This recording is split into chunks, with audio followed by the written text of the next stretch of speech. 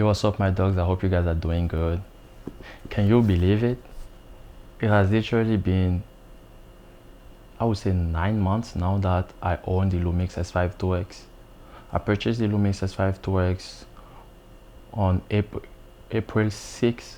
No, I believe my first video came out on the Lumix S5IIX on April 6th, but I actually purchased the camera on April 4th or 5th. But I received it on April 6th, and I was so excited. As usual, straight up I went outside and I did a small vlog, like cinematic vlog. You already know kind of what I like to do, so I did a small cinematic vlog. And now it's like what, 8 to 9 months that I own this camera. I think it's time for me to make like a long-term review of this camera. Since I bought this camera, it has opened a lot of doors, and I think I shot the most video with that camera on my YouTube channel. And I shot the most different style and type of video with that camera, because I shot documentaries with it, I shot a music video with it, I shot a lot of vlogs, I shot a lot of review, I shot a lot of music production video with it, and I was quite satisfied with it. The camera is actually really good. I only have, let's say, 2 or 3 cons for that camera. First con is like a spec con. It's not really a con per se, because you can actually, there's a workaround. It's just the fact that I don't have I mean, I have 4K. I mostly shoot my video in 4K, but like I have 4K 50 or 60 frames per second, but it's cropped. That's one of the cons I kind of have, because sometimes when I'm shooting like that crop stuff, I don't like it. And another thing is you lose in low light. Like you lose in stop whenever you use 60, because it's cropping on the sensor. That's one of the cons. The second con I have will be the audio quality. I don't know if it's with my unit in particular, but like there's a cricket noise anytime I'm recording with the camera, especially using internal microphone. Sometimes when I can get away whenever I use like external microphone, but you can still hear the cricket noise. I'm actually gonna put some sample of it. Like literally in order.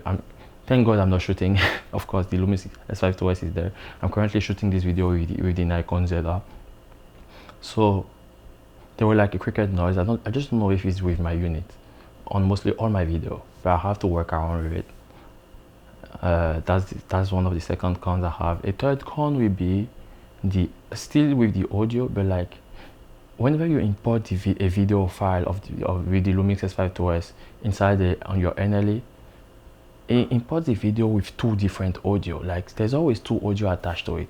I don't really know why it's like that. The first time I seen it, I was so confused. But yeah, I just work with it like that now. But like I was still confused. I didn't really get why they did it. I think I read about it, but I didn't want to push it too much. So I was like, okay, whatever, I'm just gonna work around, you know. This life is about like using the tools that can get you to where you want. Most likely it's gonna have some cons. Just find a way to work around those cons and keep on working. You get what I mean? Now let's switch to all the pros, all the good stuff I like about the Lumix S5IIX throughout my journey of using it for all those these last 9 months. Okay, I will say one of the pros is the fact that the camera puts cinematography tools inside a small body. Usually you have like waveforms, you have ProRes internal, you have ProRes RAW through a HDMI with other like recorder. It's making it accessible to everybody to actually like feel like a cinematographer without actually breaking the bank. Because all those tools technically are supposed to be in like big budget camera. I'm also talking about the shutter angle. There's so many features, and there are so many features that I don't even use them, because I'm trying to work. Because you have to think about it, those camera companies, they're trying to sell their product to many people. So as people are demanding, they have to make sure they provide all those stuff to them. So you as a user, you have to filter depending on your need and find what's the best use case for you, and not jump on all the features they provide. Because if you want to jump on all those features, you might not even like finish to learn the camera, and might be missing out on project you could have been working on. Another big point is the camera is actually hybrid. It's an hybrid camera because it's not only for videographer. Videographer can use that camera, photographer can use that camera. I'm not really a big photographer, but I work on few photography projects. I was hired per se, let's say hired. I was hired to work on few photography projects. I shot a lot of hockey spot. Not a lot actually. I shot one hockey spot. I shot one volleyball sport. I shot one hockey sport. I shot one volleyball sport. I shot a sport car, and those were photography projects. And then on the side, since I'm a videographer, I will also shoot some videography meanwhile. And the camera performed really well. I did few portraits. Actually did few portraits. I had an issue with, I won't say I had an issue with the raw file from the photography, but it's just that the conversion on Mac was kind of weird. Because, I mean, depending on the app you use, you won't find it weird. I was editing in Photometer, and in Photometer, the raw engine of Photometer is based on the Mac O.S raw engine, and the Mac O.S raw engine applies a lot of blur and denoising before it actually makes the conversion. So some of the picture, if they were not properly exposed, will be like blurred kind of. So I would rather have the raw engine be neutral and myself apply the noising level I want. I don't know if it's linked to the raw file of the Lumix S5IIX, or if it's just an error with macOS. So in order to avoid that, like I said, you always have to find a way to avoid all those cons. In order to avoid that, I was using sometimes Capture One. Even though I didn't really like using Capture One, I rather use Photometer and Pixelmeter. I use Pixelmeter for my thumbnails and all those photo editing stuff. I mean, those illustrative work in the photography side, and I was using Photometer for like portrait work or giving a style to my pictures. Let's talk about the codec. Even though I didn't use a lot of codec with this camera, I just stick to one, and I was just using it just because I was like, why would I try to worry myself when this is already working? So I stick to I believe the H.265 compression, but it wasn't the intra, it was the L. Anyway, it was the lowest setting I could use, but with good results. I wasn't shooting 6K at all. I mean, I didn't really want to shoot 6K. I wasn't like a big fan of 6K, but I get it. People like OpenGate, which is good. They provided that for you guys. So that makes the Lumix S5IIX, like I said, another tools that might be able to convince more people in the marketing demography they use for that company to come into the ecosystem and buy this camera if they were looking for OpenGate. This is not something I actually use, but I know it's a feature I could use if a client needed it. So OpenGate is good, but not bad. Just know that when you talk about color depth, you only have 420 with OpenGate codec format, but whenever you're shooting 4K, there are other codec format that allows you to have 422, which will have a better color depth, and we have more information whenever you are doing color grading. Let's talk about vlog. Like the log profile of the Lumix S5IIX. Vlog is actually really good. Especially the first video I shot when I was grading, I didn't do much because I was coming from Sony. I remember at that time I had my power grade. I brought the power grade from Sony into my project, and I did the conversion. I changed the conversion. Instead of using the Sony S-Log3, I switched it to Vlog from Lumix from Panasonic, and I was shocked by the fact that I could just do little and have a super good result. And then you have to play around whenever you're doing those stuff. Sometimes my color grading will be off because I was just playing around. Like the saturation, I will be just increasing it. The details will be like increased like crazy. So sometimes I will just do experience just to become more knowledgeable. And that's what you have to understand with videography, especially for someone who's trying to learn on his own. You have to break it in order to make it. There are rules, but like not all the rules are supposed to be followed. Just use the rules like as guideline, but don't prevent yourself from breaking them just to maybe discover something that no one already discovered.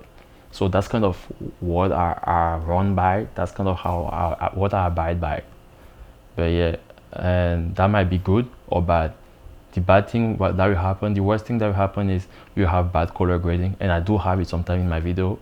But that helps me to learn, because at least I know that I have my mistake and people can see the progress too. It'll be like, oh, he has not always been good. He has bad videos. This one is not bad. He has another bad video. That's because I'm experimenting. And this camera helped me do that a lot, because I experienced a lot with that vlog and a lot of stuff. And I think I became better with the how I expose my videos now because of that camera. Because I realized exposure is really important whenever you're filming. And the white balance too is also really important whenever you're filming, because sometimes I will leave my white balance on auto white balance, which is not always good, because it will be drifting super like a lot, and when you're grading it can be a pain whenever your white balance is drifting.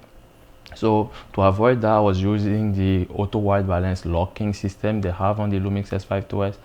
So what will happen is you have to push a button, you preset that button, and when you push it, it locks your white balance so that whenever you're recording, it doesn't drift. But I think you have to remember to push that button all the time before recording, otherwise you will just record on auto white balance without locking it and it will drift again.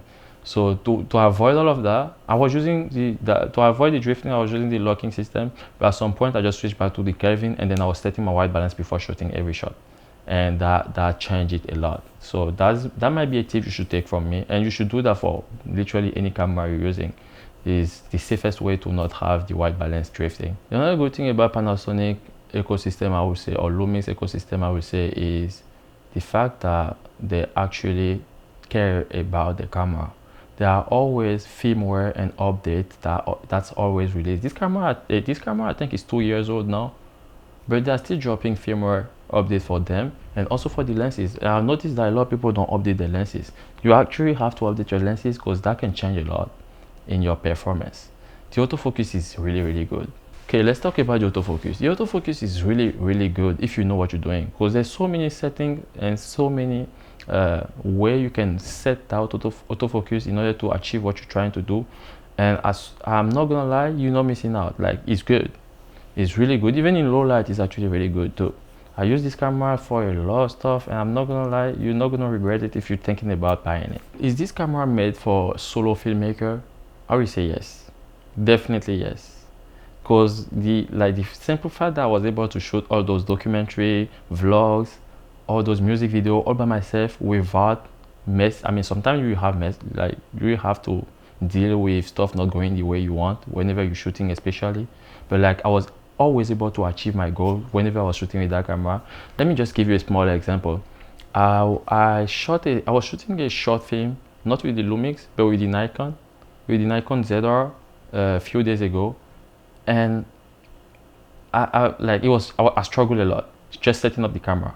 Sometimes changing in between frame rate wasn't as easy as it was with the Lumix S5IIX, and that's probably because there's not much custom button on the Nikon ZR. But and maybe because I wasn't really used to the Nikon ZR yet. But the thing is, I don't know, the ease of use of this camera is just crazy. So it makes it easy for filmmakers to achieve stuff quicker. And you know what, you don't want to be messing up with your time, especially on set, because timing is really crucial. So if you spend more time setting up your gear instead of being focused on doing the storytelling properly, I think you probably should change the gear you are using, because this is not that gear is not helping. You get what I mean? So if you're a solo operator and you're thinking about picking up the Lumix S5IIX, I would say definitely do so. You're not gonna miss out on that. You're definitely not going to miss out on that. It has so many features. Like, I'm not even talking about everything. Like, the IBIS is super great. Like, the anamorphic autofocus, not the anamorphic IBIS support and anamorphic discrete support is good. Like, literally, you have full HDMI cable support on it.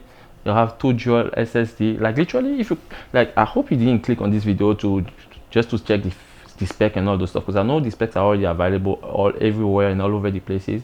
I hope you just click on this video just to have an idea, or to have my opinion as a user of that camera. If that's the case, You literally already heard me. You know I'm excited about this camera. If I have to change this camera, I'm probably gonna get the S1 too, just because it doesn't have a crop on the 60 frame per second. It has more features, and it has no overheating issue anymore. You know what I mean? So if I am to upgrade, I might be going to that, but I won't do it because the S5 IIX still does literally most of the video I'm kind of doing right now. It can still deliver. This is kind of my quick long-term review of this camera. I hope this will help someone out there. I hope you guys got the knowledge you were looking for whenever you click on this video. And if that's the case, like, share, subscribe, put some comment, and see you on the next video. One thing is, I didn't go too crazy on my Lumix S5IIX, like building a cage and all those stuff. Now, I only bought a half cage, a Neewer half cage, and I have a top handle and a side handle. Sometimes I use the side handle, sometimes I take it off, depending on the scenario.